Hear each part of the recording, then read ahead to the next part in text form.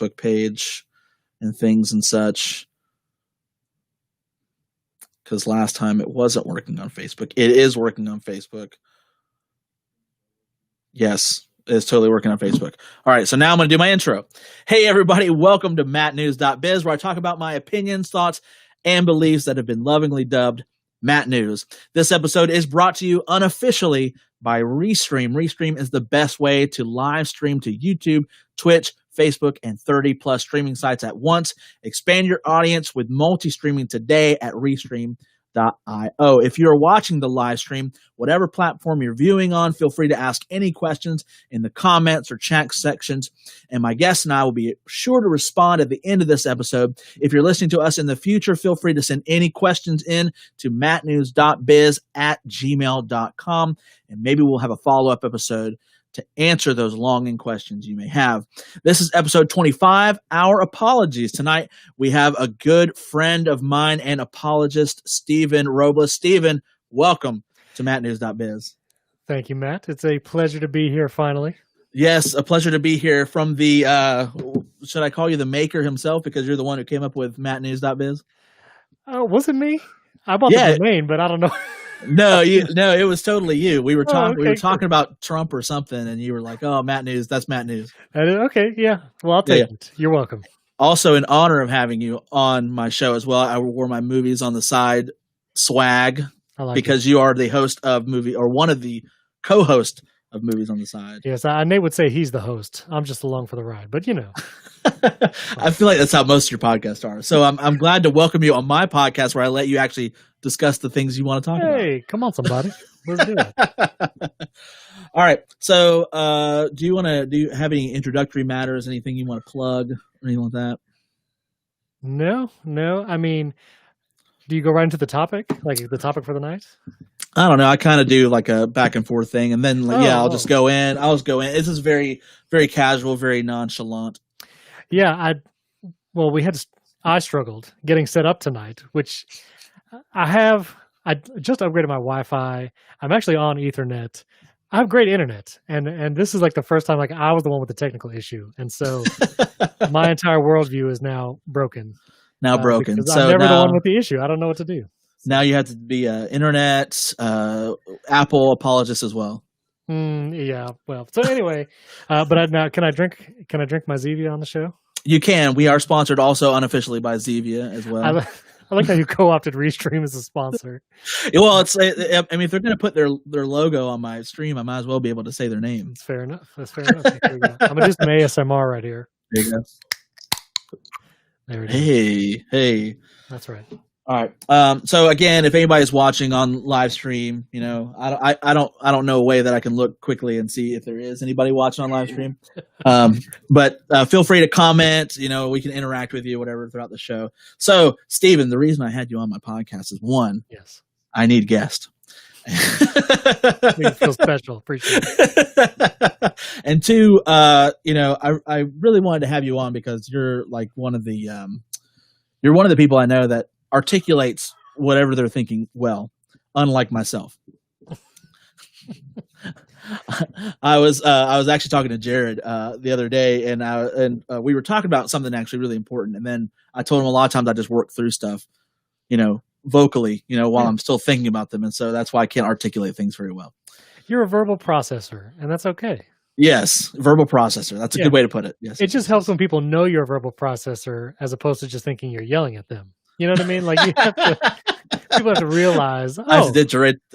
He's not really angry or anything. He just doesn't understand. Right? Because someone like me, I am not a verbal processor, and so when I encounter verbal processors, I assume that they are espousing either exactly what they believe and they are 100% sure of it, or they're full of it. I don't it's one or the other because that's just not how I communicate. So when I know, okay, I make a mental note. You're a verbal processor. So as you are defending a position, as you're speaking, I can be like, okay, I don't have to take this as argumentative. This is more investigative. Like you are actually investigating as you're saying things that sound declarative. Yes. And it's different. Like that's just not how I do it. And so it's good for people to know that. I think a lot of people, maybe like me, who process internally, process in your mind, you just don't naturally give people that grace, I would say. You don't give people that like benefit of the doubt that, oh, they're not being mean, they're just processing. So Right. And then you just throw out names like mattnews.biz. Oh, that's mattnews.biz. exactly. Yeah, exactly. But I bleep that out if it's on my podcast. No. I don't have the time to bleep things out. So Right. No, yes. All right. So also I wanted to have you on because at the church that we work at, Yes. I named it in the last episode, but I'm trying not to name it so much. I feel like 99% of our audience probably attend that church. So, but either That's way, no, true. you're good. You're good. Okay. But anyways, the church that we work at, you have been dubbed the local apologist. Right. And I know just from talking to you that apologetics is one of your big, fields of study that you really, really enjoy. That and possibly philosophy. It is. Yeah. I enjoy both. I mean, it's kind of two sides of the same coin. If you study philosophy at university, you're going to hit religion a lot. But I think it was from my own doubting my faith. I grew up in church, growing up Christian, then doubting my faith, and then the journey back to it and discovering apologetics as this world of answers that I didn't know existed. Even as a teenager, even in my college years, going to a Christian university, you don't realize that this is a world that exists. And so I dove into it, and I just love it. And I love science. I love astronomy, not astrology. No, astronomy. Which, side note, I've been watching this matchmaker show on Netflix. This like Indian matchmaker show. Very interesting. I think Nikki watched like an episode of it. Very interesting how they use astrology in that process. Oh, really? But anyway, but I love those things too. Ever since I was a kid, and so to find really smart people like William Lane Craig and Ravi Zacharias talk about those philosophical, astronomical topics along with religion, I just love it. And so I dove into it. I've listened to many, many hours of those things, and hope to one day get a degree in apologetics, maybe from Biola University. So one day. Oh, that'd be cool. So for my non-Christian audience that does watch and sometimes listen to everything like that, what is apologetics? Can you define, not necessarily Webster's dictionary, but just to kind of overall define it, what apologetics is? Yeah, apologetics is not to apologize for something or to say you're sorry. It comes from the Greek word apologia, which is to give a defense. And so Christian apologetics is basically to defend Christian worldview, Christian beliefs, biblical beliefs through natural means, through philosophy, through everything kind of outside of Scripture, and then moving into Scripture at kind of towards the end of the process. But it's defending Christianity from that naturalistic standpoint, from a pragmatic standpoint. Okay. So what? Name some defenses, because I know you have, like, if you're studying William Lane Craig or anything like that, the one that you've probably heard about is the Kalam Cosmological argument, which is a mouthful. Yeah, and so maybe first when we talk about argument. We're going to be talking about a lot of arguments on this show. And when people hear arguments, they think loud yelling, people yelling at each other. But from a philosophical standpoint, an argument is a series of premises or statements, and those statements might be true or false. And then you examine the validity of those statements. And then those premises lead to a conclusion. So an example argument, we'll say, is two premises and a conclusion. Premise number one, all men are mortal. All men are mortal. That would be premise one. Premise two, Socrates is a man. And if those two premises are true, the conclusion, therefore, Socrates is mortal. Now, the thing about an argument is the conclusion is unavoidable if the two premises, or however many premises before it, are true. So if it is true that all men are mortal, and we examine that, and it is more probably true than not, and we can prove that Socrates is a man, it is unavoidable to say Socrates is mortal. You can't attack the conclusion. You have to attack or disagree with one of the premises in order to disprove the conclusion. Does that make sense? That makes sense. Yeah. Okay. So you mentioned the Kalam cosmological argument. I think we should start there. There's an earlier argument, both earlier, I think, historically, but also William Lane Craig talks about Leibniz's cosmological argument. That one's complicated. I'm not going to go there. The Kalam. So the Kalam cosmological argument is very simple. It was actually founded by a Muslim guy by the name of Al-Ghazali.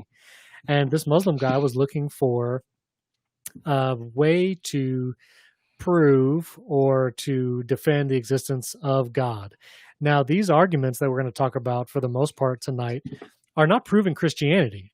It's actually just proving that a higher power, a God, a monotheistic type God specifically, has to exist for these arguments to hold true. So, the Kalam cosmological argument, and the word Kalam is actually an Arabic word, and it just means like doctrine or teaching.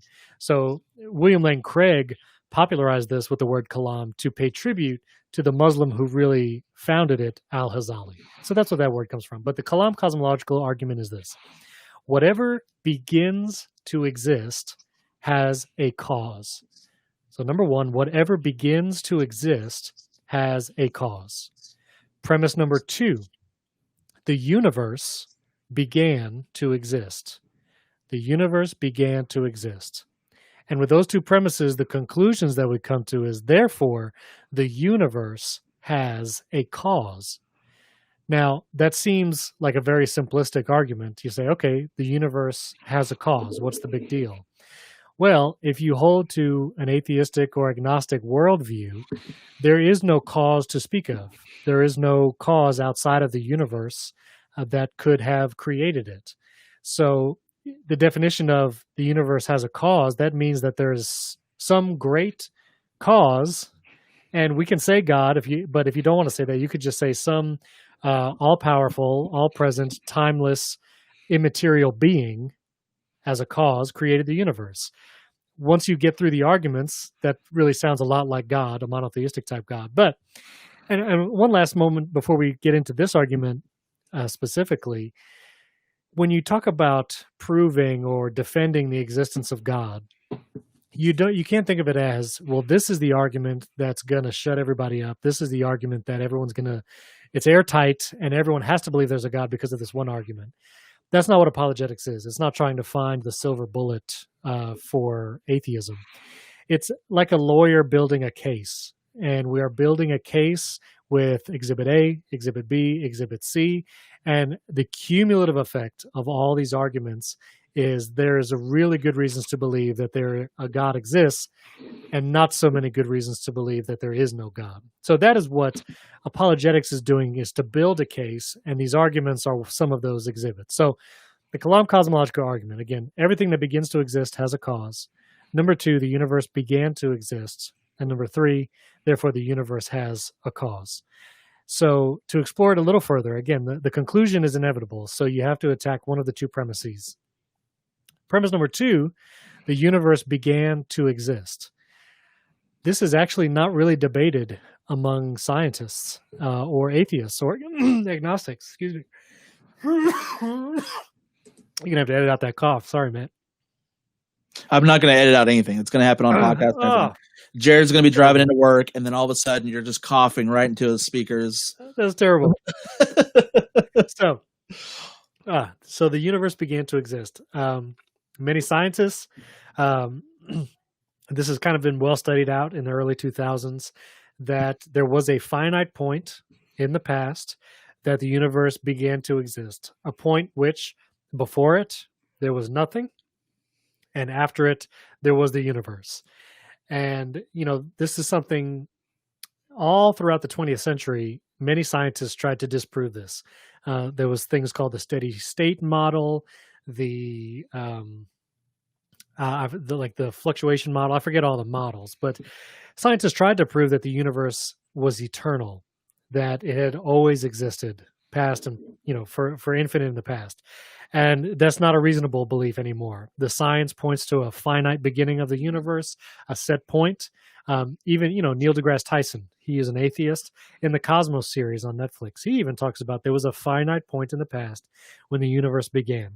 And we could talk about that from a scientific standpoint. We can talk about it from a philosophical standpoint, how there can't be an infinite number of past days going into the past. We could talk about all different ways, but it's pretty pretty solid that the universe had a finite beginning.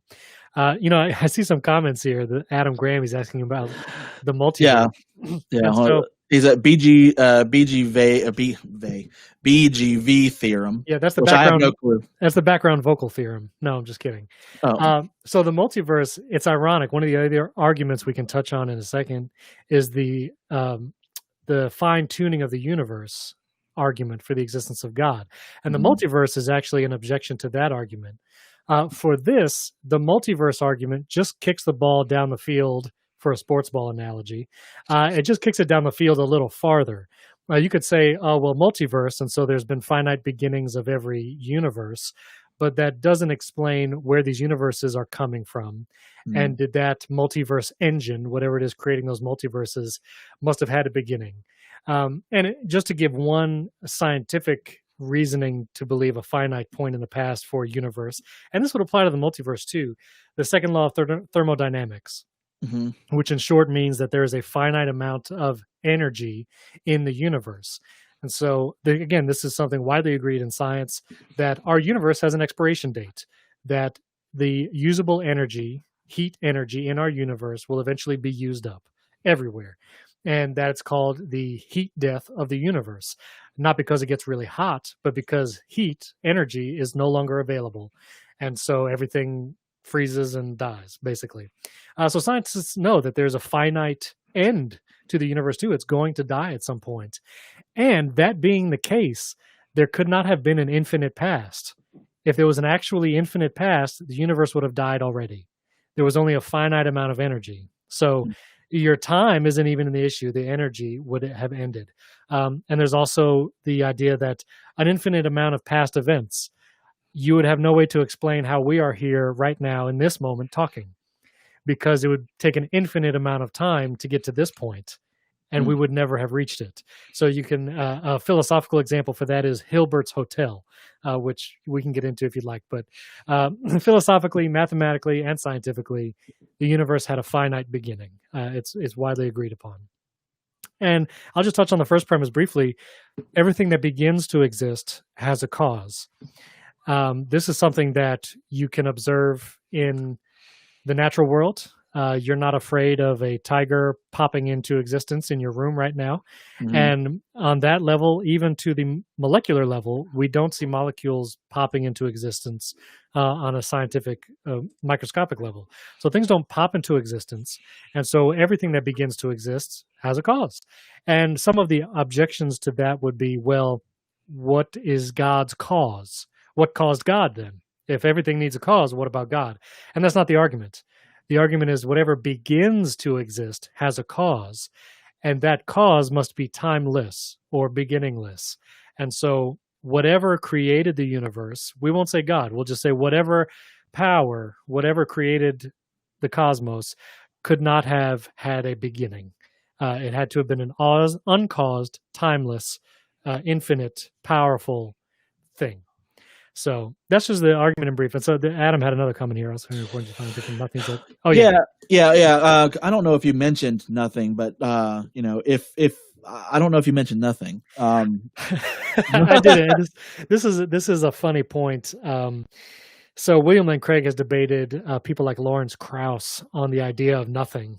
And, we say that prior to the beginning of the universe, nothing existed.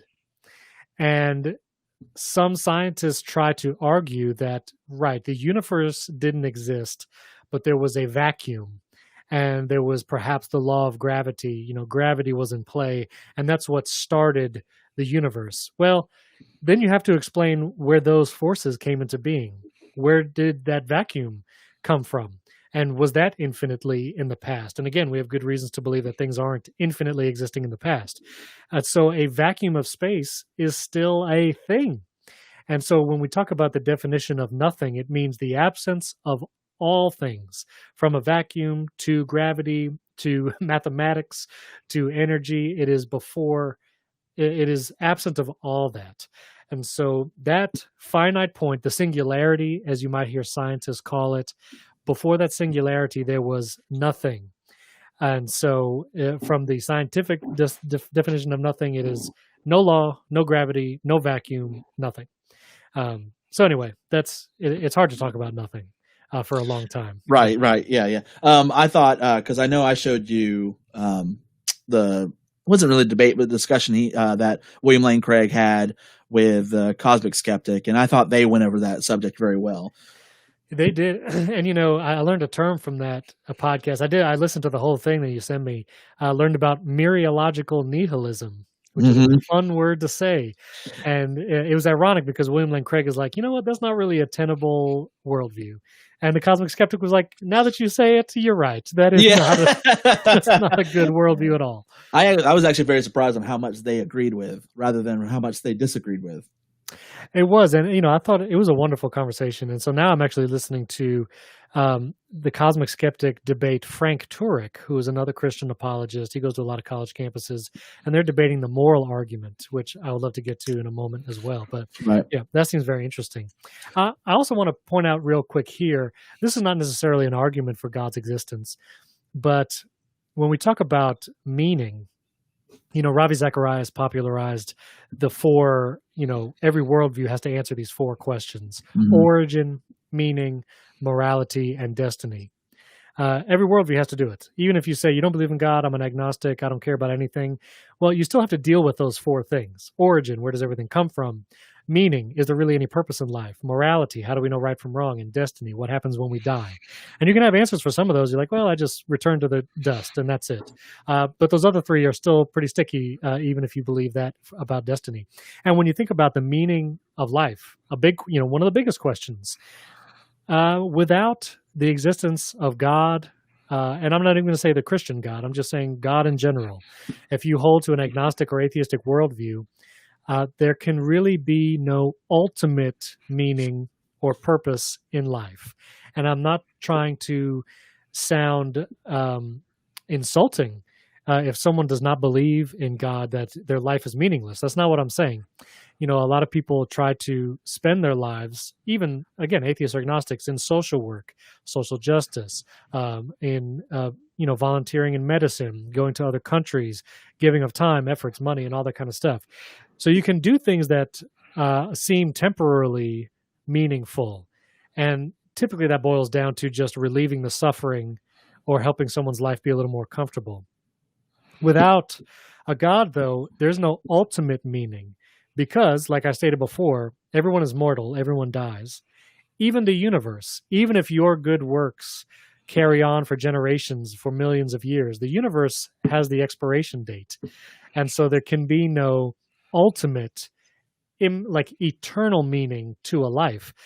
And the atheistic philosophers that understand this conundrum, like Jean-Paul Sartre and Bertrand Russell and Albert Camus, these are atheist philosophers, and they understand, we don't believe in God.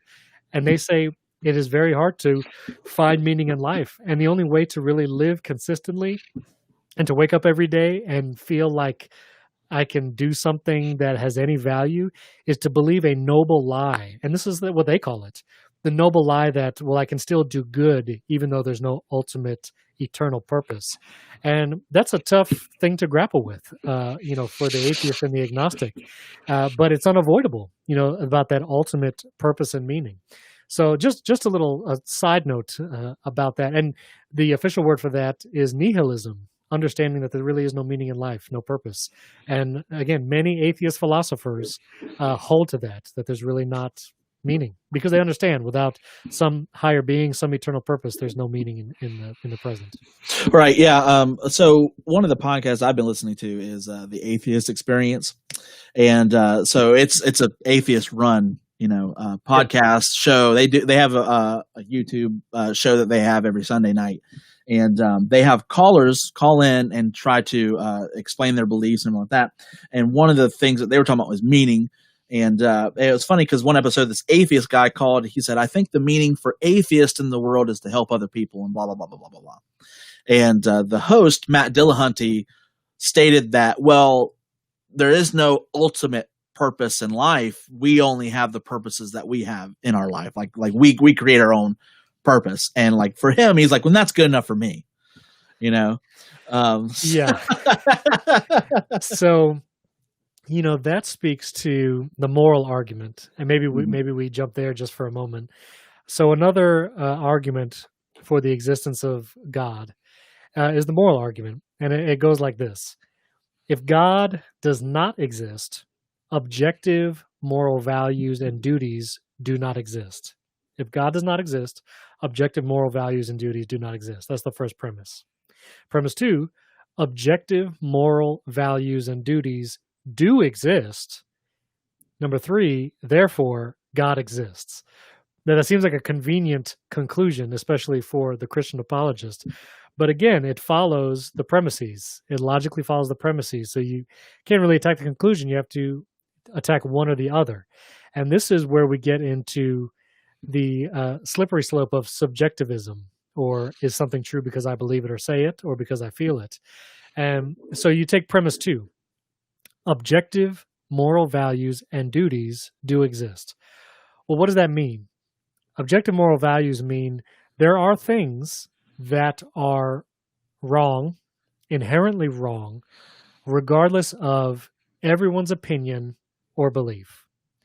So if you talk about murder as a simple example, murder, most people would say is wrong. And that gets messy with, defending yourself and all that kind of stuff. But we can use other cases that are a little more graphic that people would easily say 100% of people would say that's wrong. But we'll just say murder for right now. Murder is wrong. Now, if you meet someone or enter into a conversation with someone that wholeheartedly believes that murder is okay, you would have an issue with that. And if you were the only two people left on the earth, and so it was a 50-50 split, half of everyone believed murder was okay, half believed it wasn't, there would be still a sense that murder is wrong, not because either of you believe it or either of you agree or disagree, but because there's something about it that is inherently wrong. It violates some base human dignity, human sanctity, whatever you want to call it. It violates something and so it is by definition wrong. Now, without some moral arbiter, without some being, some person, something above the human experience, outside of human beings itself, there's actually not a way to prove that it is objectively wrong. If all we have are human beings and they are the ultimate expression of evolution, and this is the farthest we've come, everything that is right or wrong is strictly because we deem it so. And that would mean all you need is a majority to say this is right or this is wrong, and suddenly it changes.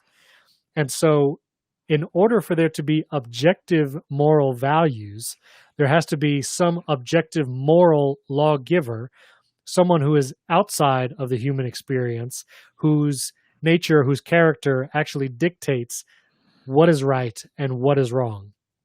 So does that make sense, Matt? I mean, that makes sense. Yeah.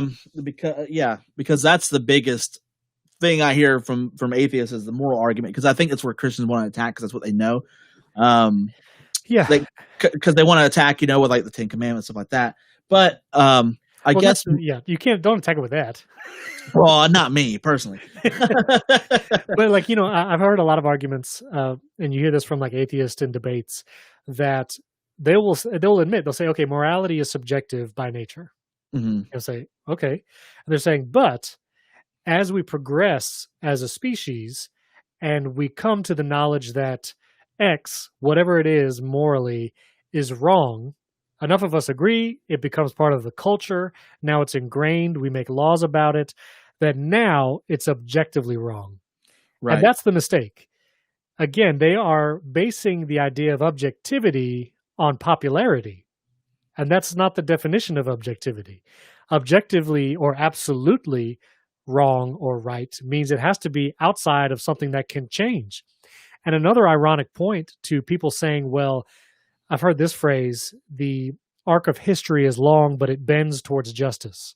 Mm-hmm. And people usually use that analogy to say, again, 100 years ago, we may have had segregation. We may have had, women couldn't vote.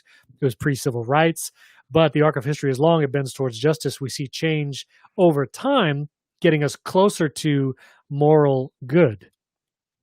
The problem is, if you are saying that we are progressively getting better over time, that means you are measuring it against some standard. You can't say it bends towards something if you don't say that there is a something to bend toward. So just because it seems like morals are getting better, you can't objectively say that our morality today is better than it was 200 years ago, because you don't have a moral standard to set. So you wouldn't say that, based on, like, let's say I'm an atheist and I'm like, well, we're at the stage we are now that we find that, the lives of innocent people is objectively moral because we've all kind of agreed on it. That's what we can base our objective opinion on from the past. That's the measuring stick we can have, because I just don't see, if I'm an atheist, where I would, need a moral arbiter to say, well, these things are concrete, when I can say, well, they're concrete now. And that's what matters. Right. So two things. You said objective opinion, which is a contradiction. Yeah. There's no such thing as an objective opinion. An opinion by nature is subjective. But then I would say, and for most atheists, they would probably agree. So how do you feel about tolerance? Tolerance in the LGBT movement, tolerance in religious belief. Is tolerance something that is good? Do you believe that's something that it should be, widely accepted? Is that a good moral value to have? Right. Well, yes. Okay. So would you say you would be tolerant of me being a Christian and also believing that as a Christian, it is wrong to do X, Y, Z? Could you be tolerant of that? What do you mean by X, Y, Z? Like when you're saying X, like an example, just go ahead and give me an example. Okay. Well, let me change the example. Let's go to Hindi. Okay. In India, some still practice the religious belief that when a husband dies, the wife has to perform something called sati, which is throwing themselves on a funeral fire and burning themselves to death, basically in an act of suicide. They believe that that is good, like that is actually a morally right thing to do in their worldview. Do you believe it is a good thing to tolerate that practice? Yeah, I would say no, because it's suicide. I don't know. I mean, right. I haven't been an atheist in a long time. So you're saying tolerance is good up to a point, up until when you feel like it should end. But would saying that, well, the objective standard, because we've come to this collective objective standard that, the taking of life, even if it's your own, is not good.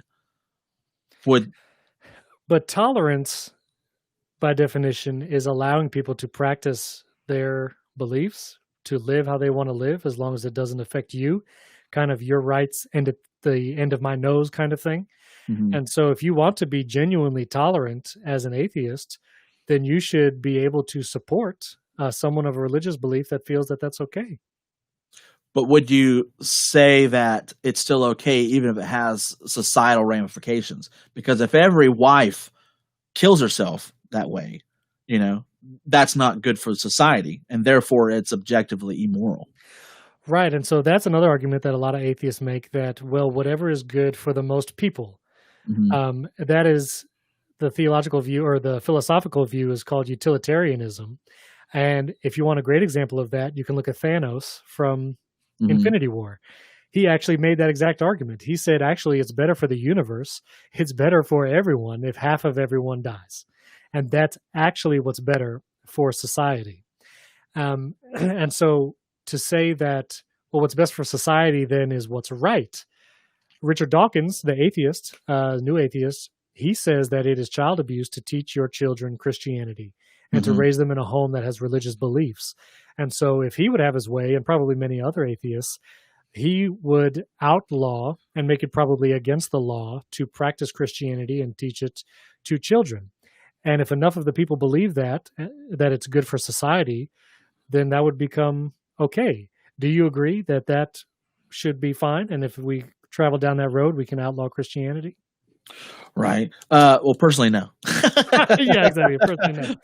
Personally, Yeah. no. I don't know. I mean, even as atheists, because even as atheists, believing that Christianity is wrong to, you know, to say that, well, you can't practice your beliefs, mean that would have to infringe on my beliefs as well. Right. Because at some point that's going to kick back. At some point, I'm not going to be able to practice my non-belief because I'm pushing my non-belief on people who believe.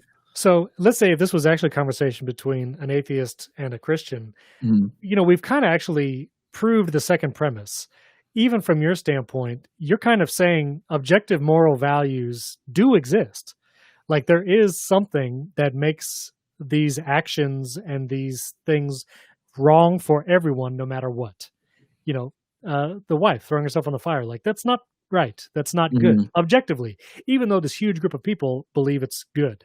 So even as an atheist, you would then have agreed that objective moral values exist. So now you would have to prove or disprove the first premise of the argument, because you've already agreed to premise 2. So now, if God does not exist, objective moral values and duties do not exist. And so now you would have to prove, like, in what basis and what grounds are these objective moral values that you are espousing, whether that's tolerance, whether that's, murder, whatever the objective is. And you have to say, and then that's when most go to the arguments of what's best for society, what's best for the most people, however the most people agree on it. But in all those cases, there is an eventual breakdown of that thinking, whether it's, and again, take the 2 people left on the earth kind of thing. If it was just me and you, and there was one sandwich, and it was the last food on earth, this is like Waterworld style, and this is the end. Sometimes we think the evolutionary perspective, if I was an atheist, naturalist, evolutionist, it would be survival of the fittest. So the right thing to do would be to kill you and take the sandwich, because that's what's good in the naturalistic worldview. It's survival. But something within us still says that, well, it would still be wrong, even in that scenario, even if it meant I might sacrifice my own life for you. Something still feels wrong to kill this person, even if we were the last 2 on earth, even if we were fighting over the last sandwich. And again, I think that's the inherent understanding that there's an objective moral law that we all feel, for lack of a better word. But the argument is that without God, there is no basis for it. It's all opinion. So on that basis, for moral argument, because one of the things that I hear on the Atheist Experience a lot is, well, what about slavery? Because slavery was condoned in the Bible. What would you say about something like that? So number one, God never said take slaves. A lot of times there were verses about like how to treat your slaves and all that kind of stuff. That's number one. Number two, the indentured servitude of these characters in the Bible is very different than the slavery that we would understand from the 1800s. Many times, more often than not, a slave, as considered in biblical times, was someone who owed a great debt and then sold themselves to the debt owner and worked out that debt in service to the person. And so the slavery analogy, it's not a one-to-one correlation. We're not talking about 1800 slavery and that's somehow the same as biblical slavery. It was in that ancient, first century and older time. It was a way that people paid debts, and it wasn't based on ethnicity. It wasn't based on anything like that. It was a different kind of financial system. And so the little that I heard and understood about that, it's just a very different kind of slavery. Now, you can also bring up another point about like polygamy, because my goodness, the Old Testament, what's the deal? What is the deal with polygamy? And, that's something where, again, God never said take the multiple wives or take for yourselves 5 to 500 wives in Solomon's case, And so when you think about 2000 BC era life, these are not prehistoric people, but pretty old, ancient cultures.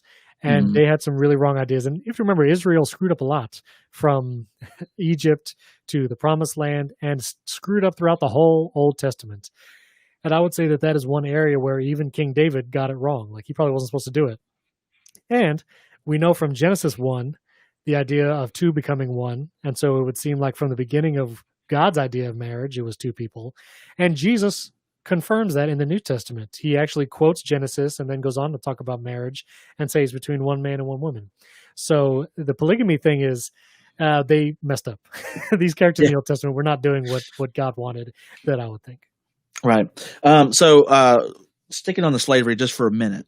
So I want to read this because it's really quick. So hopefully it goes quick. But I'm going to read this article by the Atheist Community of Austin, and then I want to see what your thing is. And there's a lot of Bible quotes, and I know that, I don't think either one of us are the kind of person that can, pick Bible verses up really quick. But so let me just read this. It says, does the Bible condone slavery?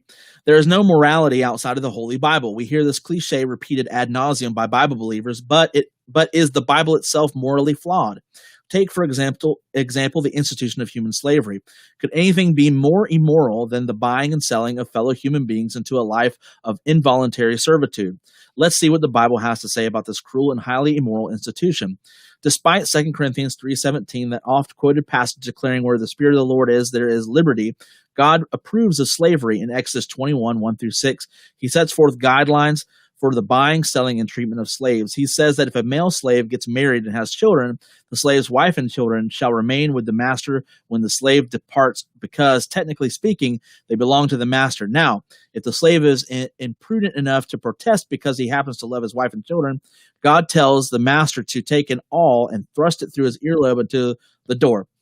This is all repeated in Deuteronomy 15 and verse 17. However, God adds an afterthought: do likewise to your maid slaves. In Exodus 27, 7-9, God even instructs men how they are to go about selling their daughters into slavery.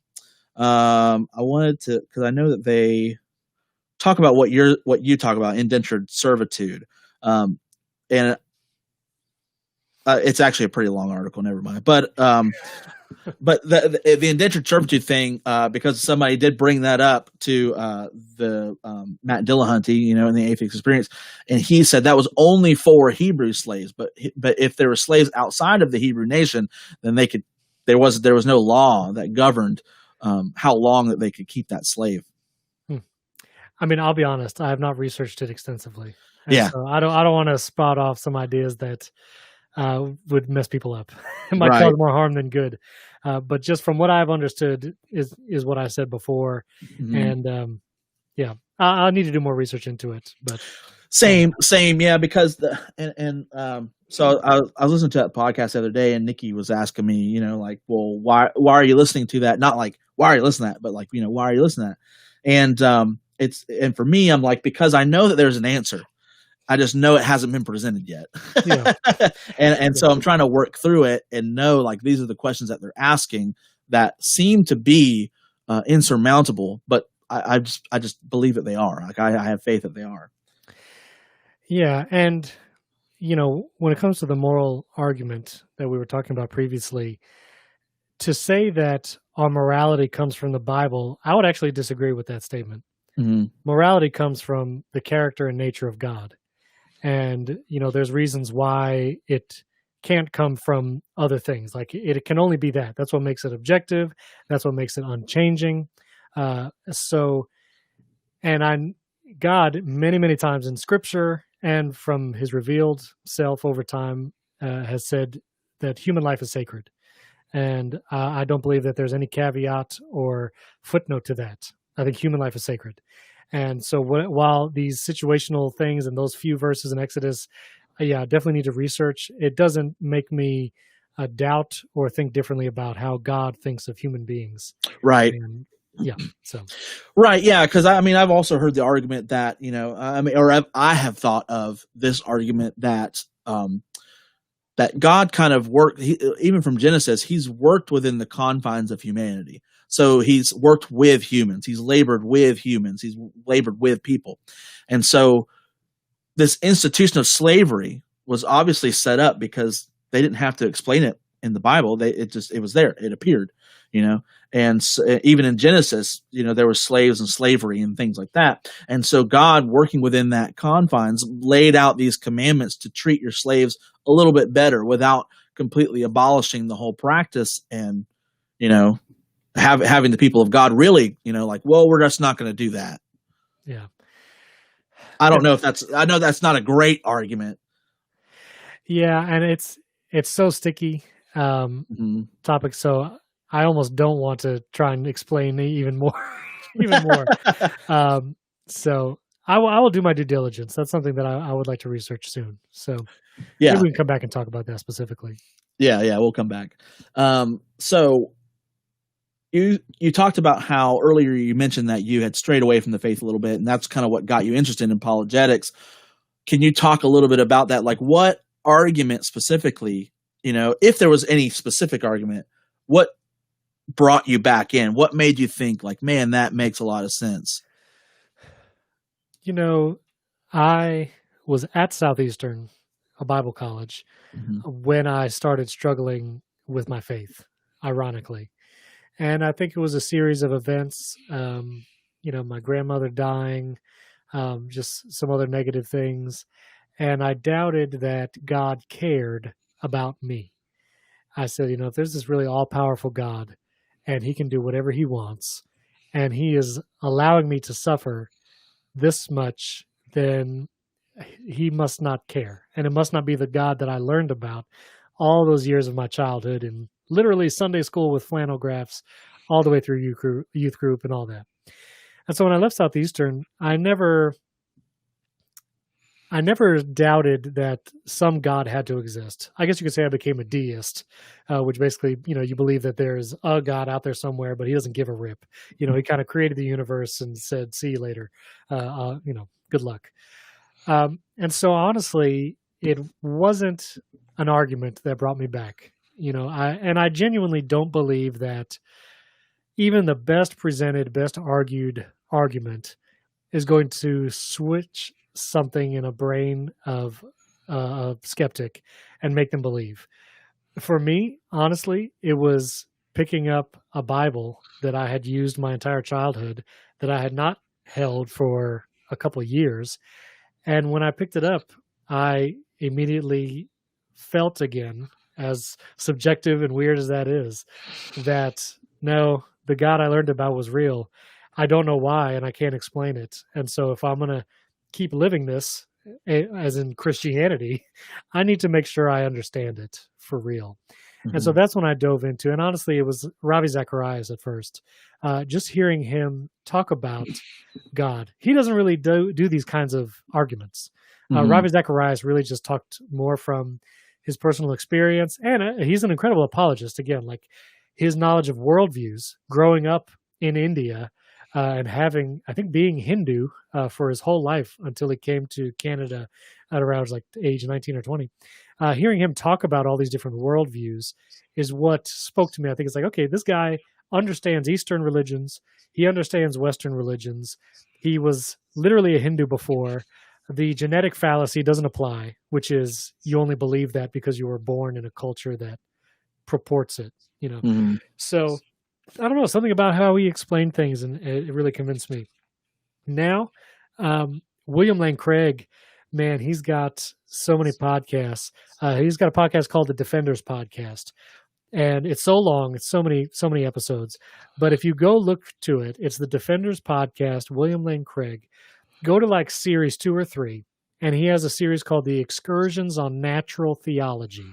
And it is talking about the arguments that we were covering tonight. And he's talking about God from a purely philosophical and astronomical concept. It's nothing about the Bible. It's like, don't even worry about Scripture right now. Don't worry about the Bible. We're not even talking about Jesus. We're just talking about, does God exist? And all that spoke to me and saying, okay, there are good reasons to believe this. And honestly, of all the worldviews, I think it has the most reasons, the best reasons to hold that it's true. So you're talking about just a monotheist, not necessarily the Christian worldview.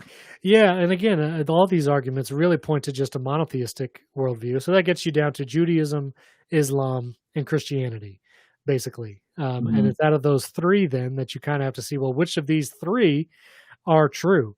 And, for many reasons, then you get into the inerrancy of Scripture, the, witness of the Holy Spirit, obviously, but, then you investigate which of those three are true. And once you get down to those three, I find it an easier jump to say Christianity is true from that point, for sure. Usually the bigger hump is, does God exist at all? And is he actually a personal God who cares? Right. Yeah. And I would also say, just quickly, we're probably not going to have time to go into it, but suffering is usually people's biggest issue with believing in God. A lot of times they'll hear the cosmological argument, they'll even cede the morality argument, but they're saying, I just can't reconcile an all-loving God and all this suffering in the world. And to be honest, that is actually the toughest question for the Christian, is reconciling the pain and suffering we see and experience in the world today, and how does a loving God see it and allow it, quote unquote. Right, because we as Christians believe that God is all powerful and God is all knowing, and so he should know it and he should want to do something about it. So why doesn't he? I know I've come to my own personal conclusion, which works for me. I would hope it works for other people, but I haven't talked to anybody about it. So yeah, two quick things on that. Actually, Adam Graham, he said it's a tough argument for the atheist too, and he's actually right. The whole idea of suffering is assuming that suffering is bad and shouldn't happen. And the only way to call something evil is to have, again, a meter stick to say this is evil and this is good. So yeah, it actually is a challenge for the atheist too. But when it comes to suffering, Epicurus said it maybe first. It was 300 BC, but is God all powerful but unable to stop suffering? Then he's not powerful. Is he able to stop suffering but not willing? Well, then he must be evil. And if he's all powerful and he wants to end suffering, why does it exist? And the short answer, which is unsatisfying, is a combination of free will and having a morally sufficient reason for allowing it to happen, knowing the cause and effects of the future. And that's, when someone's actually suffering, actually going through something really tough, that's not comforting.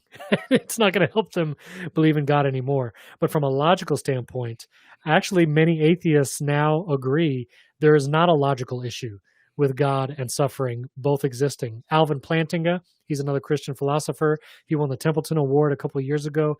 His entire work throughout his life has been saying how free will and how we understand it makes it impossible for there to be no suffering. And when we say that God is all powerful and can do everything, that's not a good term. That's not good that we say that. Sometimes I even take issue with some songs that we sing that say all things are possible with God and God can do anything, because it's not true. God, you've heard me say this from the platform, God can't make a four-sided circle. God cannot make a married bachelor. And along with that, God cannot make someone freely choose something. And so if free will actually exists as we understand it, then God cannot make someone do something. That means he also cannot make the person that's drunk get in the car. He has created a world where free will exists, and so that person who is drunk has the choice to get in that car, and the ramifications for that decision are sometimes terrible and traumatic, but that's what it means for there to be free will. Right, and the free will argument, I think, explains our suffering, like our own personal suffering and our own personal inflicted suffering, self-inflicted suffering, but I don't think it really calls to the point of natural disasters and things like that. I have my argument. So my big argument, and I did a whole podcast on this a while back, but I believe that suffering comes from just that first, or doesn't come from, but can be explained in the first few chapters of the Bible, where God created the garden, but everything around that garden was wild and waste. It was chaos, And so when Adam and Eve, when they sinned against God, he cast them out into the wilderness. He cast them out into chaos where he's not protecting them. He's literally just pushing them out into the world because of their sins and their transgressions. Yeah. And so it's not God causing these things. It's not God punishing people with these things, even though he can, it's in the Bible. But it's just these things happening naturally. And it's people in the wild and the waste. Yeah. So Eric Schmidt actually just commented, if you prepare correctly for a natural disaster, you should not suffer. That's a tough comment because there are many third world countries where preparation is not an option. You just look at the Caribbean islands whenever there's a hurricane, and, we hear about that being in Florida. But when you talk about natural disasters, again, you have to somehow explain why it is bad, wrong, or evil for people to be affected by it. Again, in a godless universe, everything is just evolution and chance. Then it's just nature taking its course. You can't say that is evil and suffering because there's no basis for that. But in a world where there is God, you can make the argument that God did not design the world to have such natural disasters. It is a result of sin and the fall. If you're an atheist or agnostic and you really are harping on climate change, well, then there you go. It's free will. It's our fault anyway. So it wasn't up to God. So there's different ways to attack it. Again, it is hard, but you also look at the effects of natural disasters on countries or peoples. Many times, poor economies or natural disasters actually lead to thousands of people coming to know Jesus. Funny enough, typically the suffering and natural disasters actually push people to that. A natural disaster affecting a country might make it then prepare that much harder for the next one, build infrastructure with disasters in mind that make the next disaster more palatable and they're able to withstand it. So not knowing the future, it is hard to say that whether or not it's good or bad. Actually, it's impossible to say. Yes, we see the temporary suffering, but we don't know what that causes in the future. And that's what it means to say a morally sufficient reason for allowing something to happen. Right. So one thing I want to do is I want to open it up for Q&A. So if anybody has any questions, just go ahead and comment. Whatever platform you're on, whether it's Facebook, YouTube, or Twitch even, you can comment or you put it in the chat, and we'll get to those questions. But while those questions are kind of coming in, if they come in, I wanted to ask you this too. So I know you said that there's no silver bullet, but if you could say that right now there is one argument that seems to work the best, what would you say it is? Honestly, I wish I had more personal experience with the arguments to say which one works best. I've been hoping for opportunities to talk to atheists and agnostics, honestly, and to dialogue about it to see which one actually is the best or what helps the most. Right. But, after hearing the Cosmic Skeptic and William Lane Craig talk, I feel like the Kalam Cosmological Argument, the first one we talked about on the show today, it's one of the hardest to break. And even though it doesn't get you very close to Christianity, I think it shows that a atheistic and agnostic worldview is not really tenable in the universe we live in. That, you have some huge holes in your worldview when it comes to the universe and the creation of it that I don't see how you can get around it. And I just like its simplicity. It's easy to memorize. The objections have been talked about for a long time. So yeah, I like the Kalam. Right. Yeah. And kind of like what Adam was saying, in this last comment, that it's just different people, different people, you use different arguments because they're dealing with different things and they have different, things that they're thinking about and worrying about. Like for me, and I actually want to ask you what is the gap between, okay, let's say you ran through the Kalam cosmological argument, right? Mm-hmm. And then they concede, okay, well then I guess that there's a possibility that there could be a God, but how do you get to the Christian God? Like how do you bridge that gap from that to Bible? Yeah, I think then you have to do the historical work and you have to say, okay, if there is a God, honestly, you can look at a lot of the polytheistic or Eastern religions and kind of not dismiss them, but in short order kind of say, well, those don't give the explanation. Honestly, many of them don't even claim to have a creation narrative. They just don't, it's turtles all the way down for some of those Eastern religions. That's, the earth is on a turtle. So when it comes to Islam, Judaism, and Christianity, honestly, they all start in the same place, which is ironic. It's all Abraham. Abraham is the first, the beginning of all three of those religions. We all agree on Abraham. It's just what happens after that. And to know where to go from there is purely a historical investigation. How do we know what events took place from then on forward? And then for that, you have to look at the sources and look at all of them. You can look at the Quran, one author, one book written in 600 AD. You can look at the Bible, which is 40 authors written over 1,500 years. And then Judaism, which is just the smaller sect of that, being the Pentateuch or the Old Testament.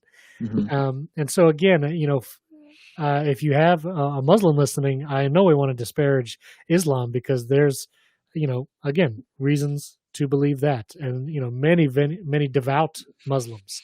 But for that, I would say, look at the people like Abdul Murray, look at Nabil Qureshi. He was on the Ravi Zacharias' speaking team. They were Muslims that turned to Christianity. That would be you have to look at the person of Jesus for that and what they did. And then for the Jew to do, whether Jewish or Christianity, again, it comes down to Jesus. That's the thing about Christianity. It's based on an event, the resurrection of Jesus Christ. And so, for the Jewish person, it's based on the scriptures and experience. For us, it's based on an event. So it's how provable, how much evidence is there for that event, the resurrection. And if that is more plausibly true than not, well, then it's Christianity. There's no way around it. And so one of the someone here, Adam Graham, was saying, tell them to go read Gary Habermas. Yeah, Habermas. Love Gary Habermas. Oh my goodness, I read his book, The Historical Jesus, and it is the book to read if you're at the place wondering about Islam, Judaism, or Christianity. That book by Gary Habermas and his debates and work in general is incredible. I love his debate with Anthony Flew, who is an atheist, who, in the end of his life, turned to believing in God largely because of his dialogues with Gary Habermas. So yeah, that's a great point. Wow, I'll look at that one. There's also this Sean. I don't know where I butchered the last name. Yeah, he goes to the crossing. Yeah. Okay, well, yeah, you know.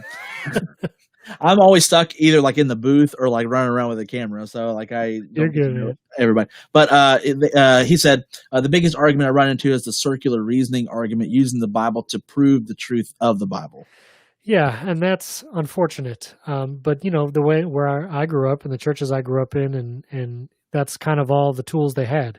But there is so much more outside the Bible. Again, if you go to that Gary Habermas book, The Historical Jesus, he goes through all the extra biblical sources that prove the events of the Bible. You think about letters from Pliny the Younger, letters from Emperor Trajan, letters from Jewish non-Christian sources that talk about Jesus and his death. So there's so many extra biblical sources that point inwardly to it. But then also talking about the scriptures as documents themselves and not just a singular item.